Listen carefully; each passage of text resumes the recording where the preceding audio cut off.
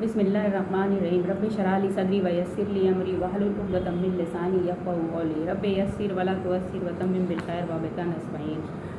سورہ دخان کا اردو ترجمہ اس طرح ہے: ہاں میم، قسم ہے اس کتاب مبین کی کہ ہم نے اس سے ایک بڑی خیر و برکت والی رات میں نازل کیا ہے، کیونکہ ہم لوگوں کو متنبع کرنے کا ارادہ رکھتے تھے۔ یہ وہ رات تھی جس میں ہر معاملے کا حکیمانہ فیصلہ ہمارے حکم سے صادر کیا جاتا ہے۔ ہم ایک رسول بھیجنے والے تھے تیرے رب کی رحمت کے طور پر، یقیناً وہی سب کچھ سننے اور جاننے والا ہے۔ آسمانوں اور زمین کا رب اور ہر چیز کا رب جو آسمان و زمین کے درمیان ہے۔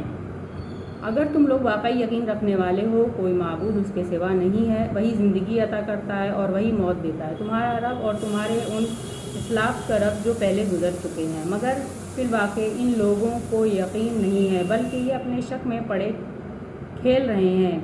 اچھا انتظار کرو اس دن کا جب آسمان سری دھواں لیے ہوئے آئے گا اور وہ لوگوں پر چھا جائے گا، یہ ہے دردناک سزا۔ اب کہتے ہیں کہ پروردگار ہم پر سے یہ عذاب ٹال دے، ہم ایمان لاتے ہیں۔ ان کی غفلت کہاں دور ہوتی ہے؟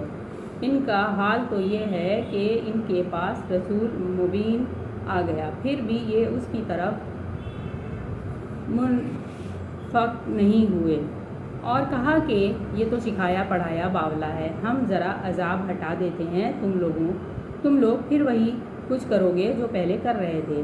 جس روز ہم بڑی ضرب لگائیں گے وہ دن ہوگا جب تم سے انتقام لیں گے۔ ہم ان سے پہلے فرعون کی قوم کو اس کی آزمائش میں ڈال چکے ہیں۔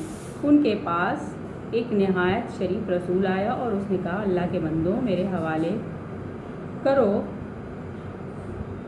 میں تمہارے لیے ضمانت دار رسول ہوں،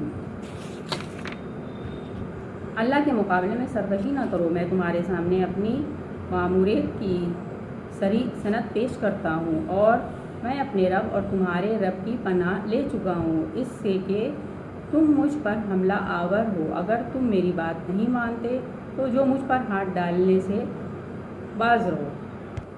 آخر کار اس نے اپنے رب کو پکارا کہ یہ لوگ مجرم ہیں۔ جواب دیا گیا، اچھا تو راتوں رات میرے بندوں کو لے کر چل پڑ، تم لوگوں کا پیچھا کیا جائے گا، سمندر کو اس کے حال پر کھلا چھوڑ دے، یہ سارا لشکر غرق ہونے والا ہے۔ کتنے ہی باغ اور چشمے اور کھیت اور شاندار محل تھے جو وہ چھوڑ گئے، کتنے ہی عیشوں کے سر و سامان جن میں وہ مزے کر رہے تھے ان کو پیچھے دھرے رہ گئے۔ یہ ہوا ان کا انجام، اور ہم نے دوسروں کو ان چیزوں کا وارث بنا دیا۔ پھر نہ آسمان ان پر رویا نہ زمین، اور ذرا سی مہلت بھی ان کو نہ دی گئی۔ اس طرح بنی اسرائیل کو ہم نے سخت ذلت کے عذاب فرعون سے نجات دی۔ حد سے گزر جانے والوں میں فی الواقع بڑے اونچے درجے کا آدمی تھا، اور ان کی حالت جاننے کی ان کو دنیا کی دوسری قوموں پر ترجیح دی، اور انہیں ایسی نشانیاں دکھائیں جن میں صریح آزمائش تھی۔ یہ لوگ کہتے ہیں ہماری پہلی موت کے سوا اور کچھ نہیں، اس کے بعد ہم دوبارہ اٹھائے جانے والے نہیں ہیں۔ اگر تم سچے ہو تو اٹھا لاؤ ہمارے باپ دادا کو، یہ بہتر ہے، یا تبی کی قوم اور اس سے پہلے کے لوگ، ہم نے ان کو اسی بنا پر تباہ کیا کہ وہ مجرم ہو گئے تھے۔ یہ آسمان و زمین اور ان کے درمیان کی چیزیں ہم نے کچھ کھیل کے طور پر نہیں بنا دی ہیں، ان کو ہم نے برحق پیدا کیا ہے، مگر اکثر لوگ جانتے نہیں ہیں۔ ان سب کے اٹھائے جانے کے لیے طے شدہ وقت فیصلے کا دن ہے، وہ دن جب کوئی عزیز قریب اپنے کسی عزیز قریب کے کچھ بھی کام نہ آئے گا، اور نہ کہیں اس سے انہیں کوئی مدد پہنچے گی سوائے اس کے کہ اللہ ہی کسی پر رحم کرے، وہ زبردست اور رحیم ہے۔ زقوم کا درخت گنہگار کا کھاجا ہوگا، تیل کی تلچھٹ جیسا، پیٹ میں اس طرح جوش کھائے گا جیسے کھولتا ہوا پانی جوش کھاتا ہے۔ پکڑو اسے اور گیرتے ہوئے لے جاؤ، اس کو جہنم کے بیچوں بیچ اور انڈیل دو اس کے سر پر کھولتے پانی کا عذاب، چکھ اس کا مزہ، بڑا زبردست عزت دار آدمی ہے تو۔